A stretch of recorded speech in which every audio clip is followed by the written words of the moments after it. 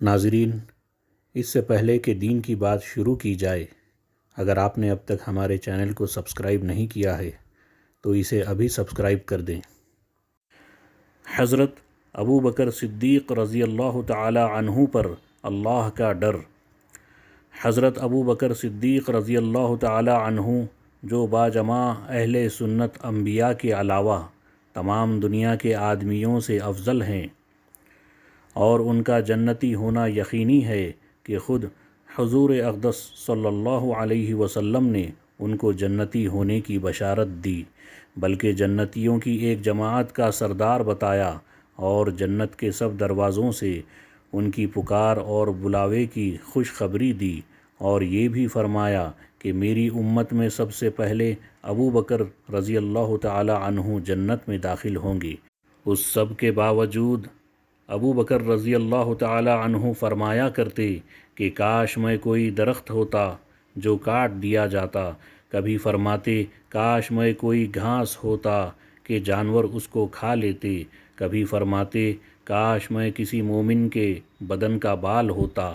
ایک مرتبہ ایک باغ میں تشریف لے گئے اور ایک جانور کو بیٹھا ہوا دیکھ کر ٹھنڈی سانس بھری اور فرمایا کہ تو کس قدر لطف میں ہے کہ کھاتا ہے، پیتا ہے، درختوں کے سائے میں پھرتا ہے، اور آخرت میں تجھ پر کوئی حساب کتاب نہیں، کاش ابو بکر بھی تجھ جیسا ہوتا۔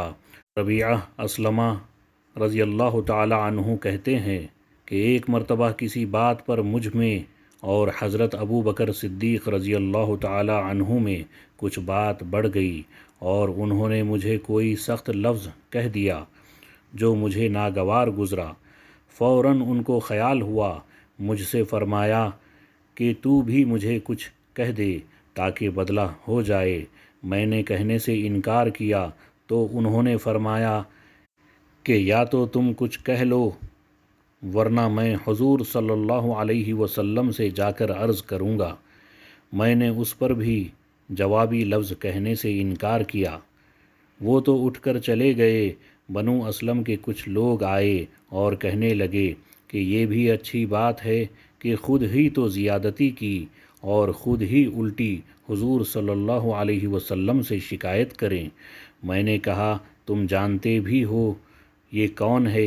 یہ ابو بکر صدیق رضی اللہ تعالی عنہ ہے۔ اگر یہ خفا ہو گئے تو اللہ کا لاڈلا رسول صلی اللہ علیہ وسلم مجھ سے خفا ہو جائے گا، اس کی خفگی سے اللہ تعالی شانہ ناراض ہو جائیں گے۔ تو ربیعہ رضی اللہ تعالی عنہ کی ہلاکت میں کیا تردد ہے؟ اس کے بعد میں حضور صلی اللہ علیہ وسلم کی خدمت میں حاضر ہوا اور قصہ عرض کیا۔ حضور صلی اللہ علیہ وسلم نے فرمایا کہ ٹھیک ہے، تجھے جواب میں اور بدلے میں کہنا نہیں چاہیے، البتہ اس کے بدلے میں یوں کہہ دو کہ اے ابو بکر رضی اللہ تعالی عنہ، اللہ تمہیں معاف فرمائے۔ یہ ہے اللہ کا خوف کہ ایک معمولی سے کلمے میں حضرت ابو بکر صدیق رضی اللہ تعالی عنہ کو بدلے کی اس قدر فکر اور اہتمام ہوا کہ اول خود درخواست کی اور پھر حضور صلی اللہ علیہ وسلم کے واسطے سے اس کا ارادہ فرمایا کہ ربیعہ بدلہ لے لیں۔